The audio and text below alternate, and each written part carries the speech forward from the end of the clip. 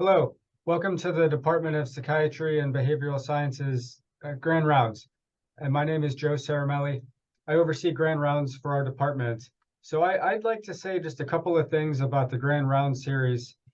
One is that during today's presentation, I encourage you to write any comments or questions into the chat or the Q&A. I could collect those and go through those with the presenter at the end. There is a group of us that have been working on Grand Rounds all year, including Semhar Braha, Mike Walker, and Charles Boreal. We do have funding for this year's series from several funds, including the Ripley Fund, the Garvey Institute for Brain Health Solutions, and the Treatment of Mood Disorders Fund. And yeah, I think that's all for now about the Grand Round series, and I'll turn it over to Jürgen for today's introduction. Well, thank you, Joe.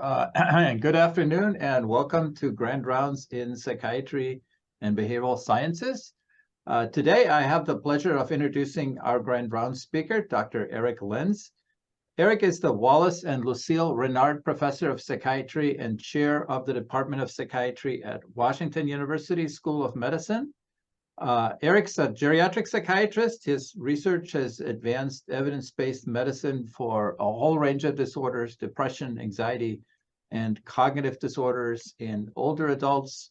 He has had funding for his research from the NIH, from PCORI, and he's published his research in major medical journals such as JAMA, The Lancet, and the New England Journal of Medicine.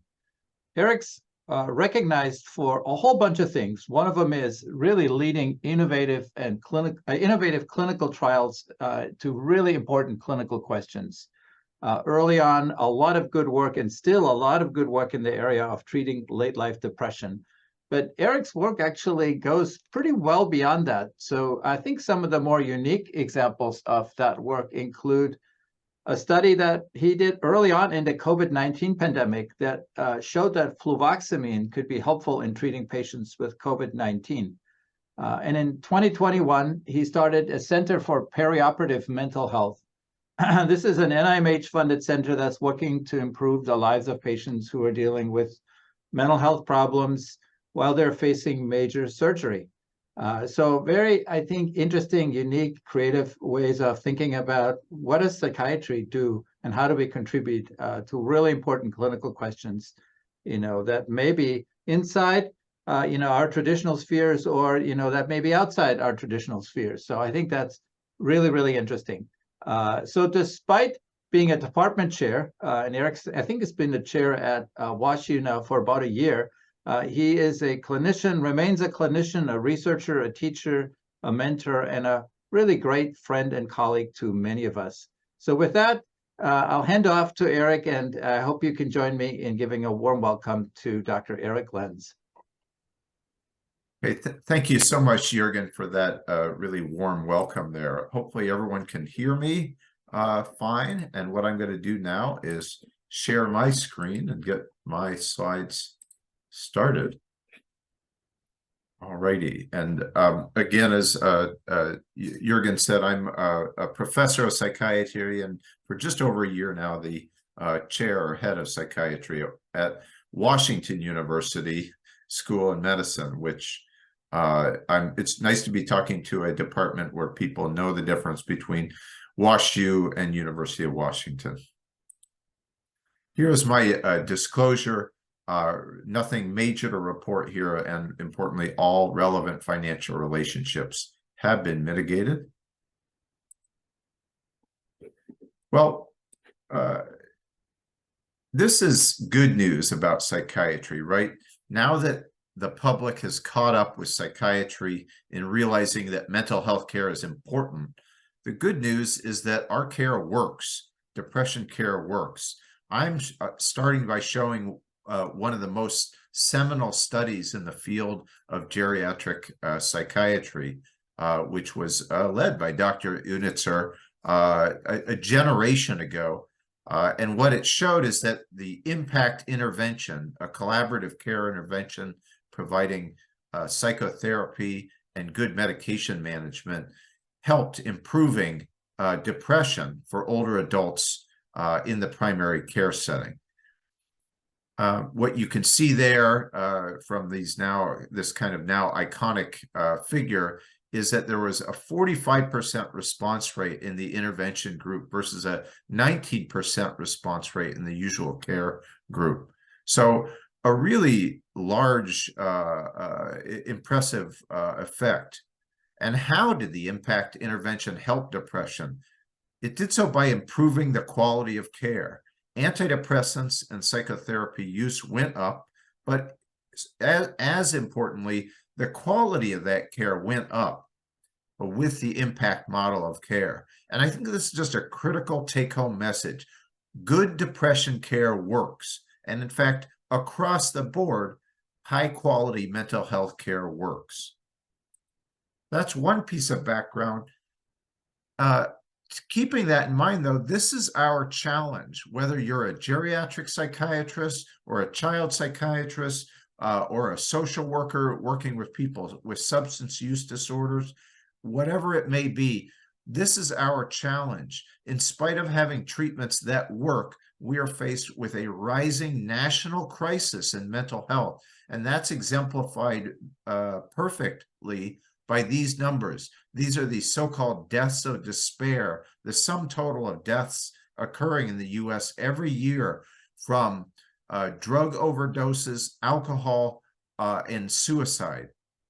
And I'm going to come back to this slide again later. But it's in the context of that challenge, or those two pieces that I just showed you, that comes up with my topics today, which is, first of all, our clinical challenge, which is how do we respond as clinicians?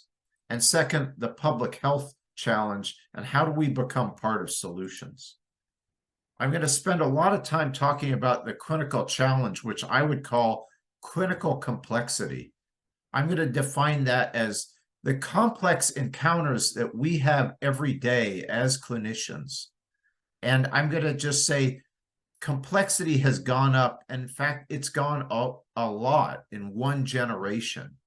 Now, am I the only one who noticed this? I don't think so. When I talk to colleagues in child psychiatry, those in interventional psychiatry, those in substance use disorders, I'm hearing the same thing, that complexity has gone up, way up among our patients and the encounters we have.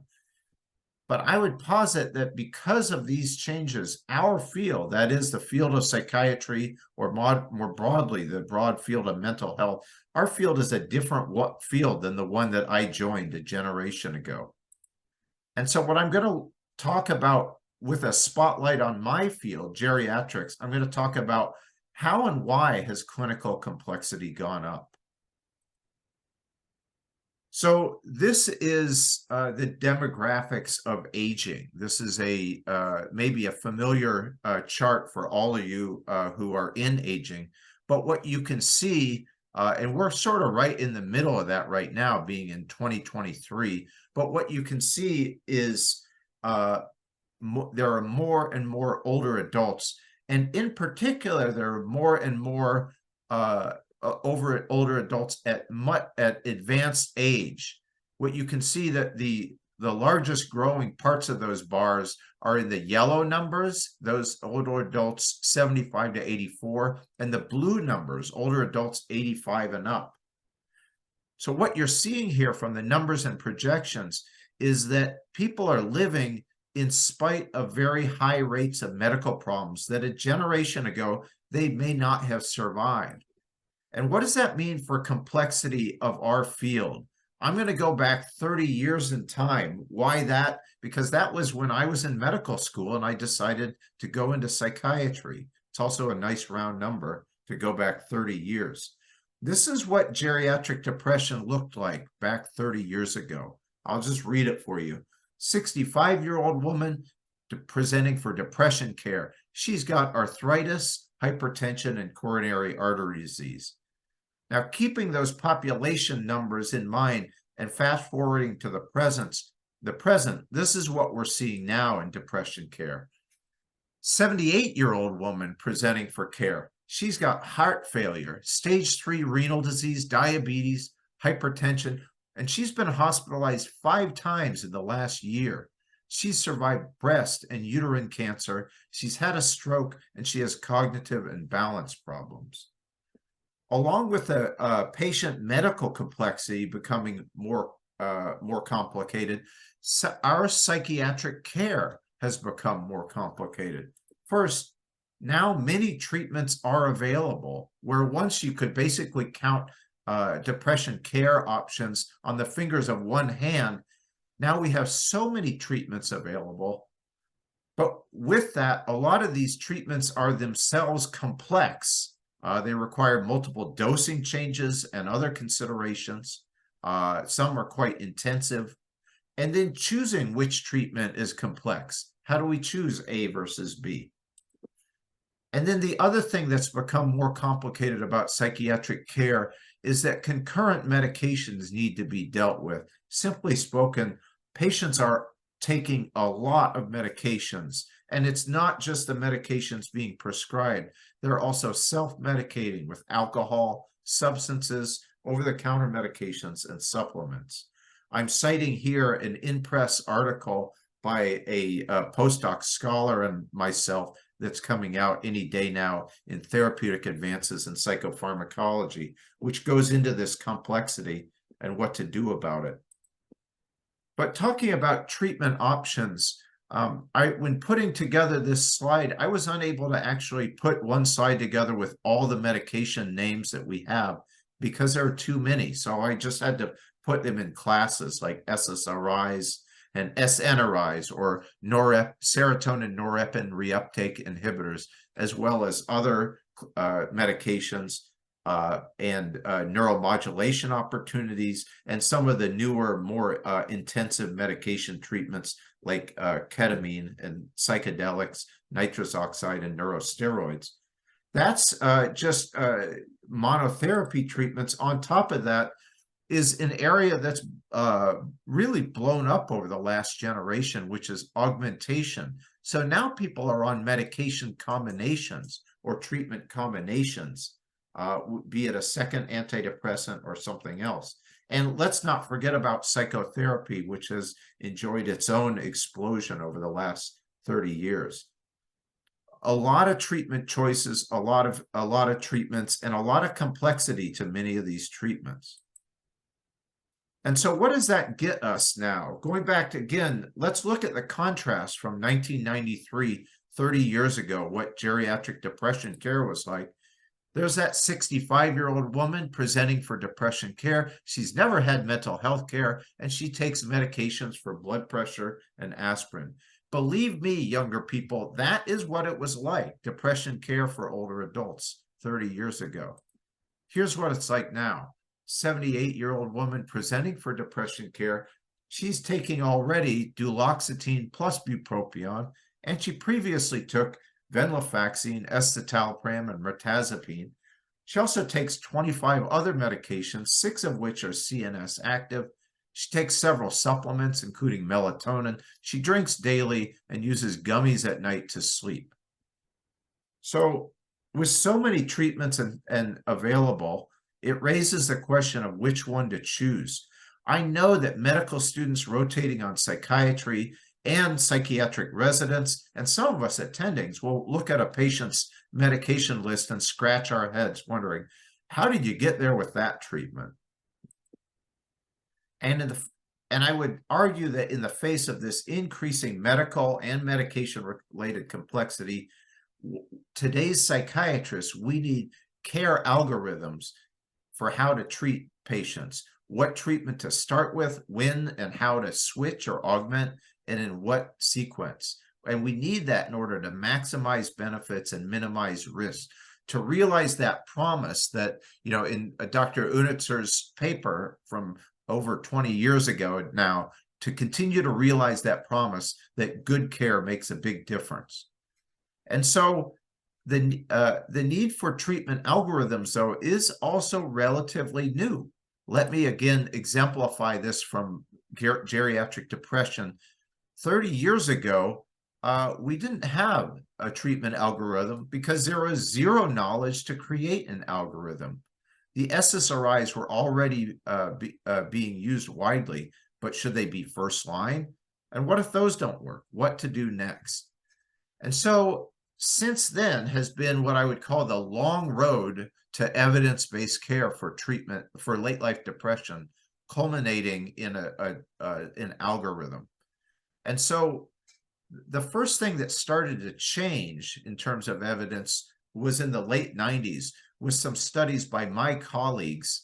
First of all, Ben Moussant and colleagues did a study, a head-to-head clinical trial of an SSRI, in this case paroxetine, versus a tricyclic. At the time, tricyclic antidepressants were believed to be superior to SSRIs. So it was still unclear what should be first line. But Dr. Moussant and his colleagues demonstrated that SSRIs worked about the same, about as well as TCAs. And then further, colleagues led by Chip Reynolds ultimately showed that SSRIs have a high effect size in preventing depression from recurring. In other words, if your patient benefits from a medication, whether it be an SSRI or not, if they stay on that medication, they have strong relapse prevention benefits of the medication, shown there on the right. So the field has demonstrated then with those studies that SSRIs are first line, are appropriate as first line care, leading, of course, to the question, what about second line care when SSRIs don't work? Well, we've answered that question more recently with a demonstration based on 500 older adults with major depression who were treated in a protocolized manner with an SNRI, namely venlafaxine XR. What we showed, as the title of this slide says, is that with SNRIs, with venlafaxine, the remission rate from depression was high if the SNRI was first or second line, but it was low after that. Let me walk you through this figure that you're seeing. What we did was break down these 500 older adults in terms of their remission rate based on not only their number of prior antidepressant trials, but what types of medications had been tried before. So for patients who were treatment naive, they had had no prior antidepressant trials for this episode of depression. What you see is a very high remission rate of about over 65% with venlafaxine to get them in remission from depression. But what you also see right next to that is if they had had one prior trial that was not an SNRI, so that venlafaxine was their second trial, they still had a high remission rate of almost 50% with this medication. But then if you go to the far right, if they had had two prior trials of antidepressants already, and one of them was an SNRI, instead they had a very low rate, below 20% remission rate, suggesting that, again, an SNRI works and works quite well if it's being given as first or second line, but the remission rate is low after that. Okay, so now we know the first two steps, which of course raises the question, what about after that? What about after the first two steps? But going back to the issues about complexity of our treatments, I need to answer the question for you, which SSRI or which SNRI to use. After all, there are so many of these medications. And this is where our expanding knowledge of these drugs is critical. We, psychiatrists, are the experts who need to know these drugs well. And I'm going to demonstrate this with this side-by-side comparison of two drugs, amitriptyline on the left and desvenlafaxine on the right. Why these two drugs? Because they are both SNRIs. But aside from that, they have very different profiles. You can see going down the left column with respect to side effects, drug interactions, off-target pharmacodynamics, active metabolites, and toxicity. Amitriptyline is extraordinarily complicated to use, particularly in older adults, whereas desvenlafaxine is extraordinarily easy to use including in older adults, which makes it the winner, by the way. And I'm just going to add that when I was a resident in the 90s, these terms, pharmacodynamics, pharmacokinetics, off-target effects, were not even part of a practicing psychiatrist's lexicon. But nowadays, a graduating psychiatry resident needs a working knowledge of all those issues for each of the 100+ drugs in our armamentarium. It's a major, major qualitative difference from a generation ago. But it also allows us to make this more clear-cut treatment algorithm in geriatric psychiatry. What we do is tend to avoid the drugs with more interactions and off-target effects in favor of simpler ones. So what you see here is a recommended first line, not only to use an SSRI in general, but to choose drugs like escitalopram or sertraline, which are simpler to use. And for second line SNRI, to use simpler ones like desvenlafaxine, venlafaxine, or duloxetine. But now let's get back to that question about third line and beyond, otherwise known as treatment-resistant depression, or TRD. What is treatment-resistant depression? This was actually the topic of an entire issue of World Psychiatry just in the recent month. That issue defined TRD as a major depressive episode persistent in spite of 2 adequate antidepressant trials. Before I go on with that, let me just acknowledge 2 things here. First, the lack of consensus of the field in that definition. For example, our own data that I just showed you a minute ago would recommend that 2 trials of 2 different classes of antidepressants would be a better definition of treatment-resistant depression, rather than someone who had had 2 or 3 SSRI trials. And then I would also say that this definition is very narrow. It's very biological, very medication-focused, and certainly some folks that we call treatment-resistant depression have significant psychosocial problems that we should not ignore. Still, we don't understand the concept very well. For example, is TRD like treatment-resistant bacterial illness? Is it maybe like treatment-resistant cancer? Well, at least in geriatrics, there is now evidence that treatment-resistant to antidepressants is part of a specific biotype, a biotype being a biologically defined subtype within an overall phenotype of depression. As you see in this figure here from a recent publication by a recently graduated resident I worked with, Subha Subramanian, we now think in the field of depression in older adults as having these 2 broad biotypes. I'm going to walk through them. In the top row there, one biotype would be those without neurocognitive comorbidity. These are individuals who tend to present in their depression like younger people with major depression, and they tend to have early onset and episodic depression. Their treatment outcome tends to be good with a relatively high rate of response to remission and obtaining remission, and their long-term prognosis with respect to their brain health tends to show a low incidence of dementia, so that's good. However, with the aging of the population, as I described previously, we can expect more folks in the bottom line here, those with neurocognitive comorbidity from a variety of etiologies, including cardiovascular disease, inflammatory disease, vascular dementia, Alzheimer's disease, and allosteric load, where various stresses cause biologic aging type changes to the body and brain. Their presentation presents more with somatic symptoms and apathy. They have more likely co-occurring cognitive impairment, more likely late onset illness. Their treatment outcome is poorer. They're less likely to respond to treatment, and their long-term prognosis is notable for a high incidence of dementia. It was stepping into this field of treatment-resistant depression that we decided on a first step in our clinical trials group, which was to test augmentation treatment for treatment-resistant late-life depression. And that led to this study which we published in the Lancet back in 2015.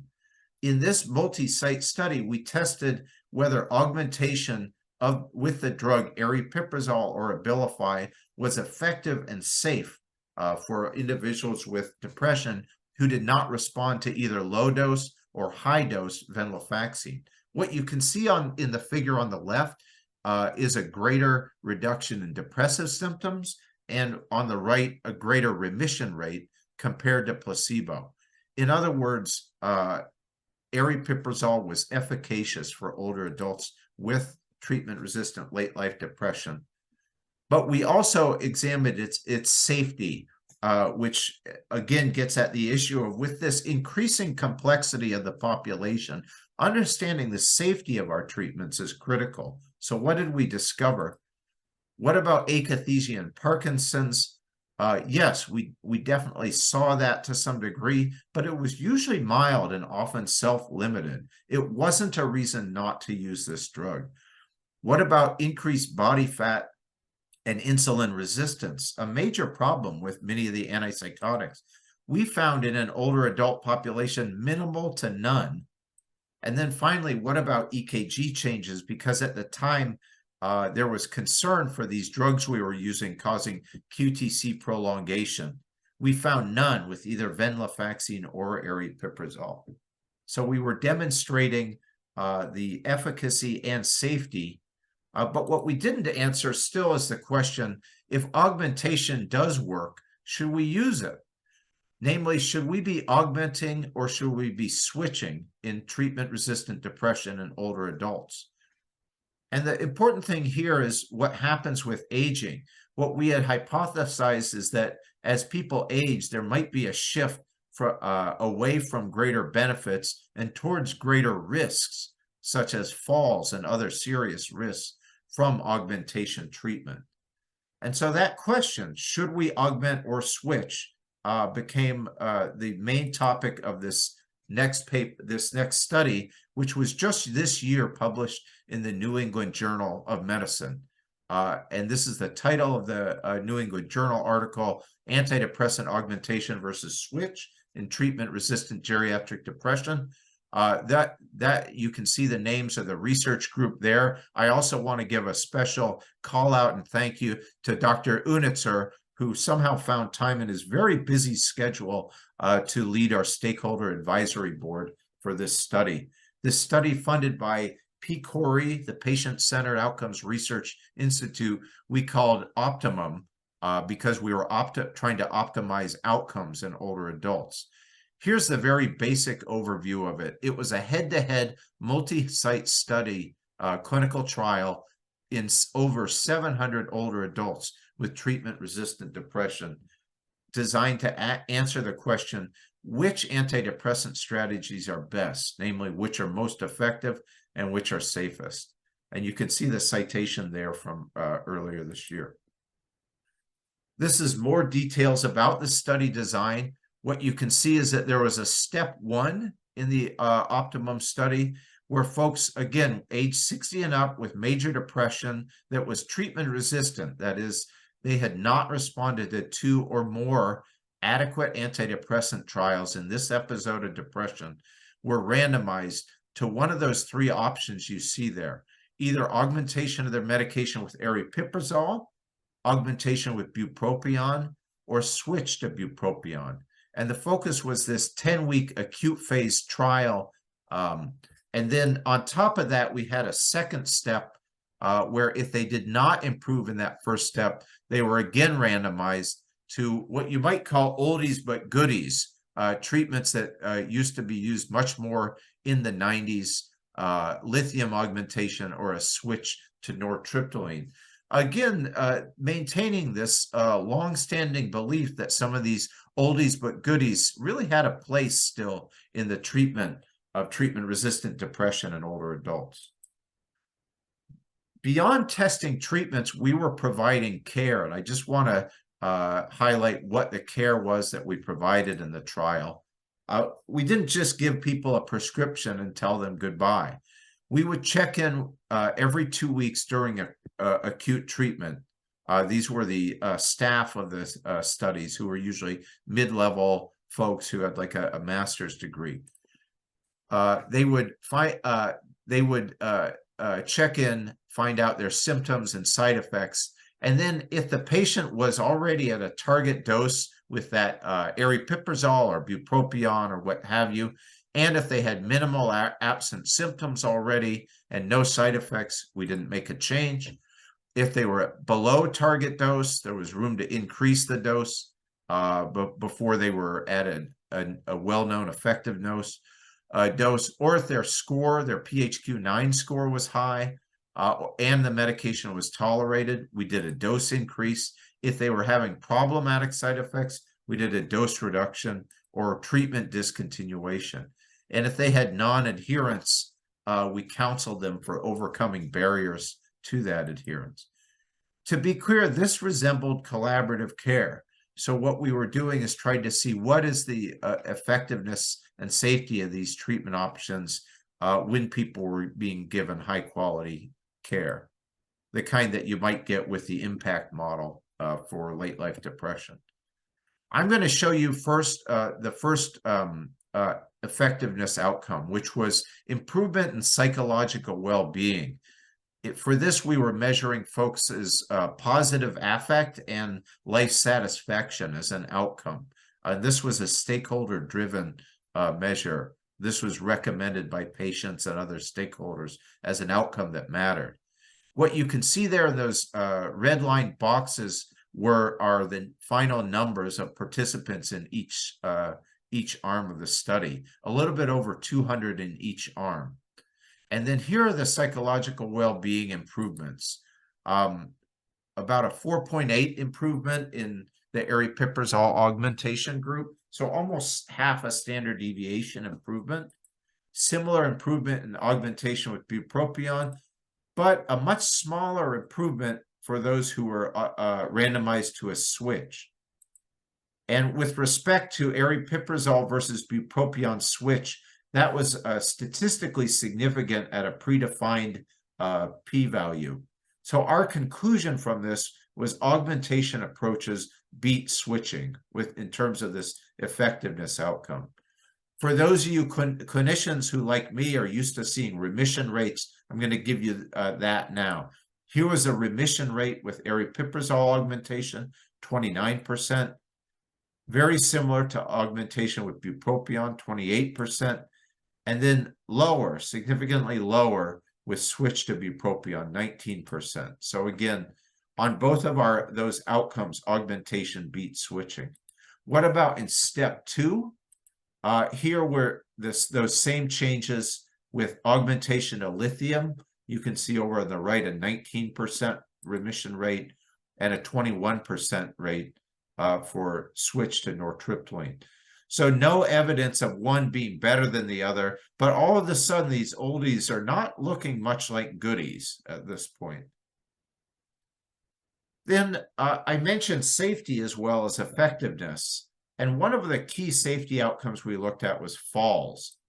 Falls in older adults are a common, serious, and often devastating risk of both aging and age-related illnesses and medications.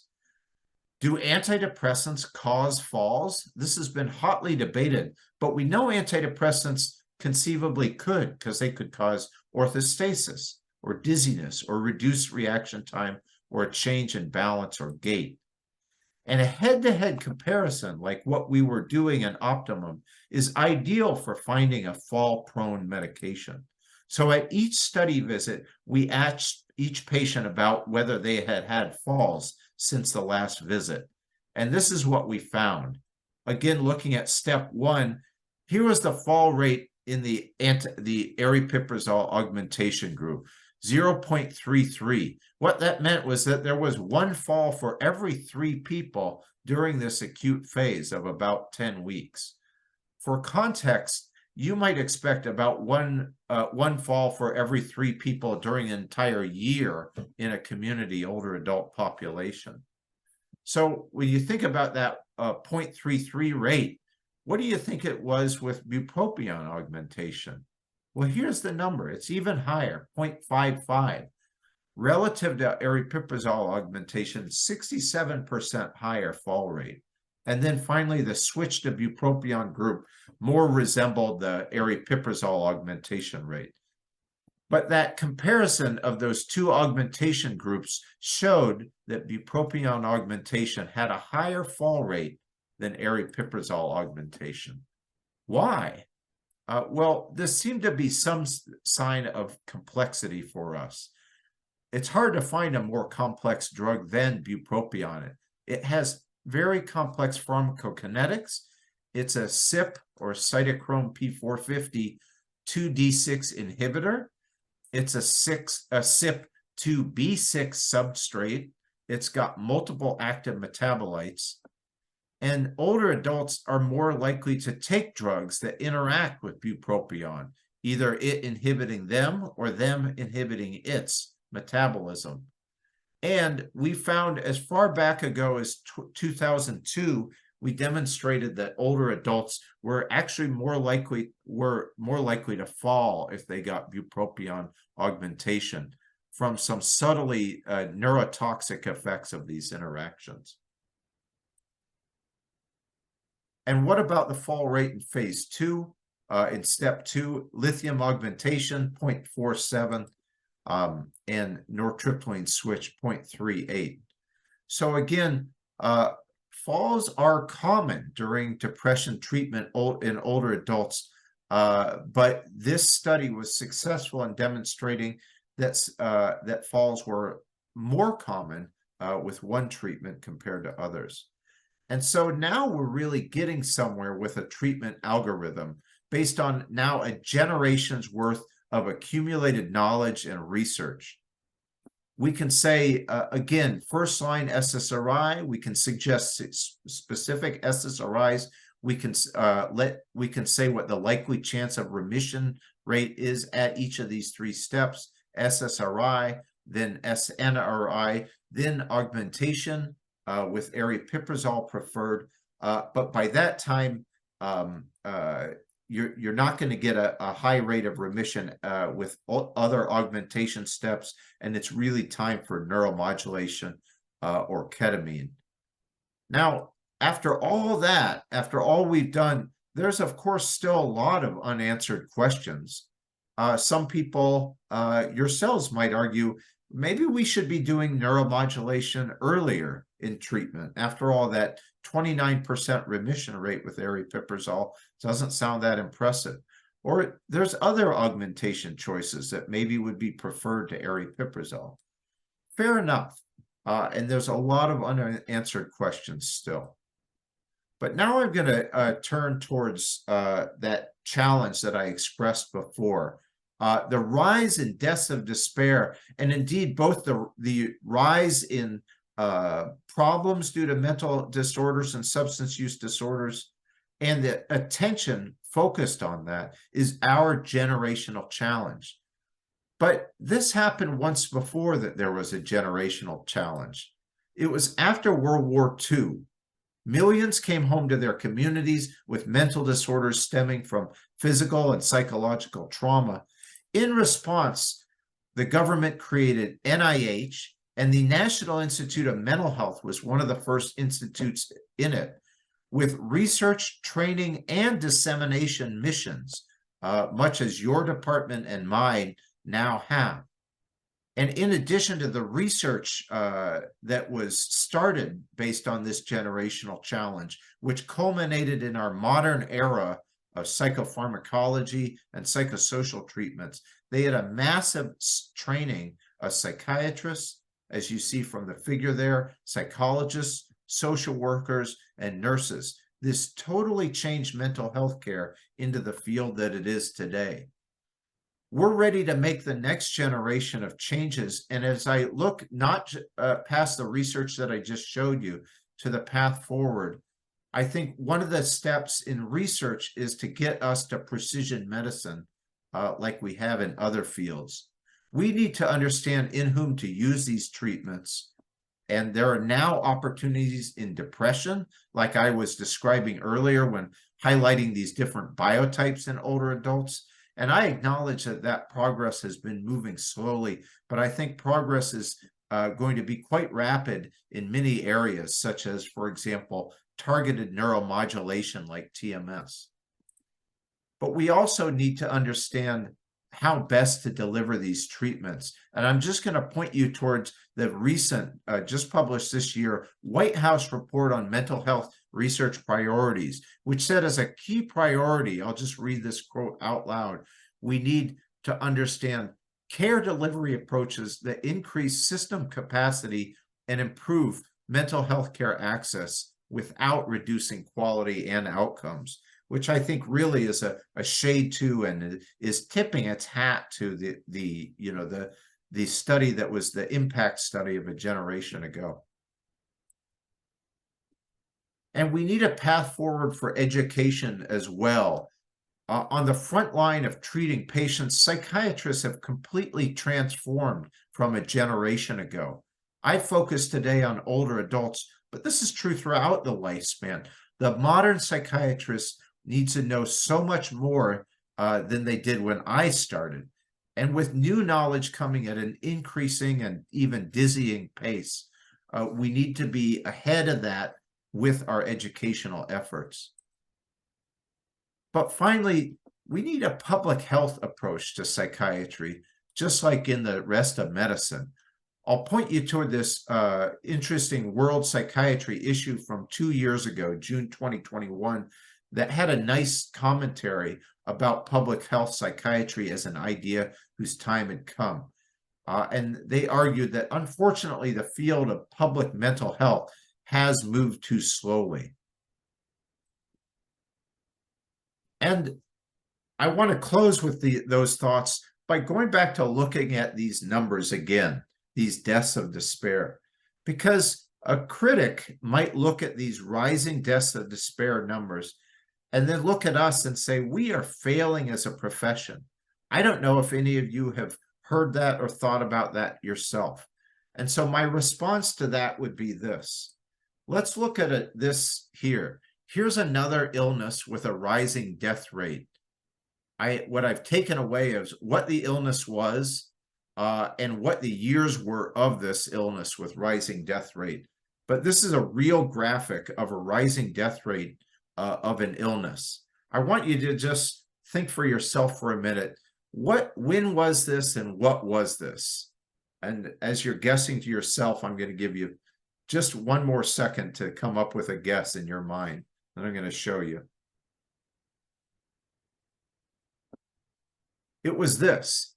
That was the lung cancer death rate that you saw in the middle to late part of the 20th century. And that makes sense only when you plot it right next to the per capita cigarette consumption rate in the early to middle part of the 20th century. You can see that these two lines, about 20 years apart from each other, are essentially parallel to each other. And then what happened? It was decades of public health efforts, which were led by the advocacy and the expertise of academic leaders in that field, that bent the curve on this and did so in the face of very well-funded opposition. So that this is what we're looking at now in terms of that field. So I'll ask you again, what do you think is the point being made here relevant to us in mental health?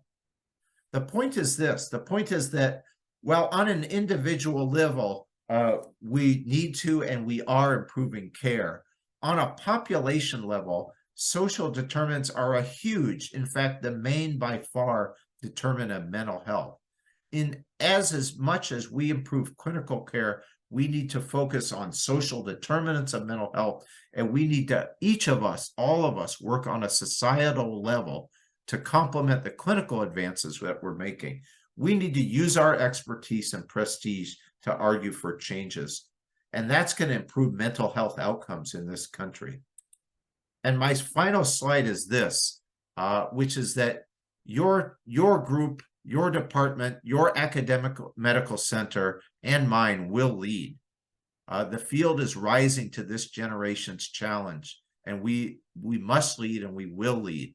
How will we do so? Putting it all together in terms of clinical care, providing high quality mental health care, even in the face of increasing complexity. In the area of education, training students and our workforce to be able to provide that increasingly complex care.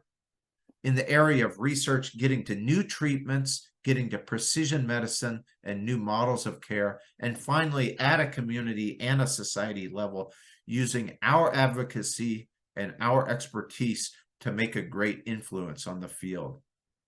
I'm going to stop there. We have plenty of time for questions. I want to thank you all for listening, and I want to especially thank you for being a critical part of this important mission. Well, thank you, Dr. Lenz, for walking through multiple stages in research, really demonstrating the rationale for a very clear treatment algorithm in the treatment of depression in older adults. And then concluding with, I think, maybe some tensions. I wonder if you might speak to that somewhat. I think many of us in clinical practice might experience that tension between an individual clinical decision and larger societal or public health issues. Clearly, there can be complementary efforts in those areas. But what I guess maybe there's more to say about the tension that we might experience, or ways to train people in considering aspects of public health as well. Yeah, I definitely agree with you, Joe. It is a bit of a tension, but it's also, I would call it an opportunity. It's an opportunity to see ourselves as part of a larger solution. Even as clinicians, we are helping improve mental health one patient at a time. I think we have to work on an advocacy level, on a policy level, to improve mental health on a societal level. You know, the interesting thing is, you know, you saw that increase in lung cancer death rates, and then, you know, there was a curve that exactly mimicked that of smoking rates, right? And no person today would doubt that relationship, right? But I'm old enough to remember when a lot of people with a lot of money very loudly doubted that relationship, and put a lot of effort into blocking efforts to change the public health situation. But nonetheless, it was changed. So what's our curve? What's our, you know, cigarette consumption curve? What are our curves? What are our efforts to bend those curves as well? I think that's the major question that is part of our generational challenge.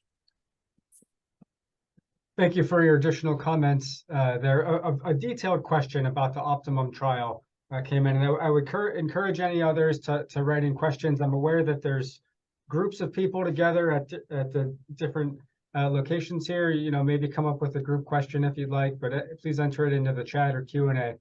But a detailed question about Optimum, going from, for not knowing exactly, stage 1 to stage 2, sort of augmentation or switch to the lithium or nortriptyline. Was the lithium or nortriptyline in addition to what was delivered in the first step, or was it a complete change? Right. Great question there. What we did was, if you didn't respond in that step 1, then you had to go back to one medication that we augmented. So, for example, if someone got aripiprazole augmentation and it didn't work, we would stop aripiprazole, wash it out, as it were, over a couple of weeks, and then they would go into step 2, which we tried to really resemble real world care, or good real world care, I should say, as much as possible.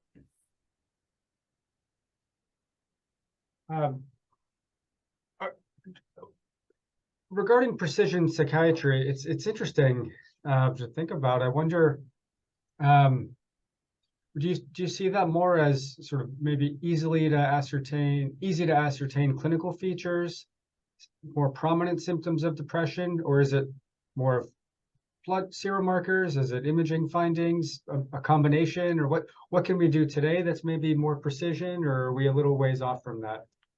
Yeah, that's a great couple of questions, Joe, and I'll answer both of them. The real thing is I don't know. I mean, I can't predict the future any better than anyone else.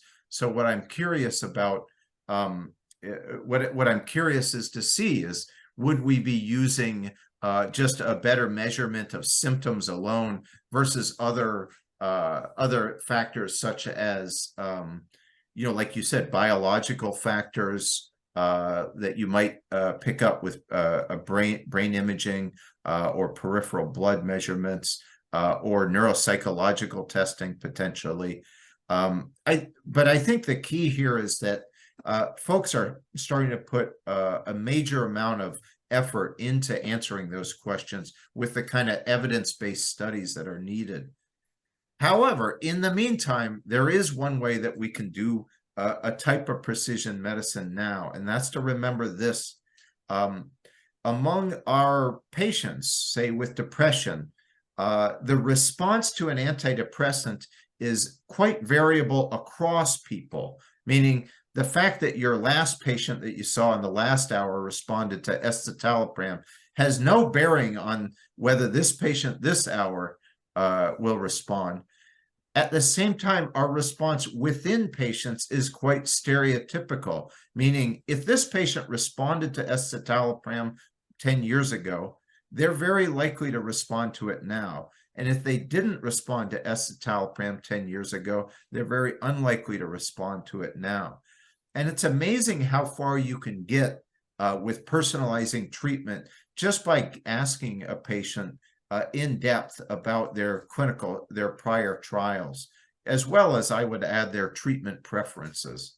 Mm-hmm. So I think on some level, all of us who take careful histories and actually talk to our patients are practicing precision medicine right now. This was not a, I mean, you're going to mention this during the introduction. I wonder if there's any, I mean, we've all, I think, become familiar with that early trial of fluvoxamine and their unusual recruitment strategy. I mean, novel. I wonder if it wasn't part of today's presentation, but here we have some time. I wonder if there's any points you might want to talk about. I mean, it moved very quickly. Recruitment and treatments were delivered in very novel ways. We're a couple years out. Any reflections, comments you might want to make? Yeah, thank you. I mean, I'd be happy to geek out on clinical trial methods and innovations for far too long a time. But what I will say is, it's my opinion that we as a field, we need to get better at conducting clinical trials in a fairly rapid manner. That here I'm not talking about getting one done in weeks to months, but getting them done in a faster manner and with a larger sample size than we're used to doing in the field. Simply spoken, we need to do better. We need to have higher quality studies that are done faster. It still strikes me that Jürgen Unitzer did that 1,000+ person impact trial over 20 years ago. And it seems like you might have expected that would be the new normal in psychiatric clinical trials, to have these big, meaningful studies like this, but it really hasn't been, frankly. And I think we need to individual labs to figure out whatever method innovations there are. In our case, it was going directly to the patients, going fully remote and taking the whole study to the patient wherever they were. That's what we did in the COVID trials. And now we're doing that increasingly in our psychiatric trials that we're doing. Take the study to the patient. But there's other ways to speed it up, working closely with your healthcare system and using the electronic health record as a recruitment device, and so much more as even a treatment device, for example, is another way to do it. I think we got to run after those innovations in our field so that we can get bigger, better trials. Thank you. And a couple of other questions. One, this I think is maybe a question several people have, is about, I mean, you've made it very clear about how complicated things have become over 30 years. which in my mind and in others' minds raises the question of specialization. And I wonder what your thoughts are on expanding geriatric psychiatry workforce in this kind of specialization model, or leveraging those who are already in practice as the clinical pictures are evolving into more complicated pictures? Yeah, we need to figure out a way to fill the geriatric psychiatry fellowship slots that we have nationwide. And I don't have a better answer than anyone else.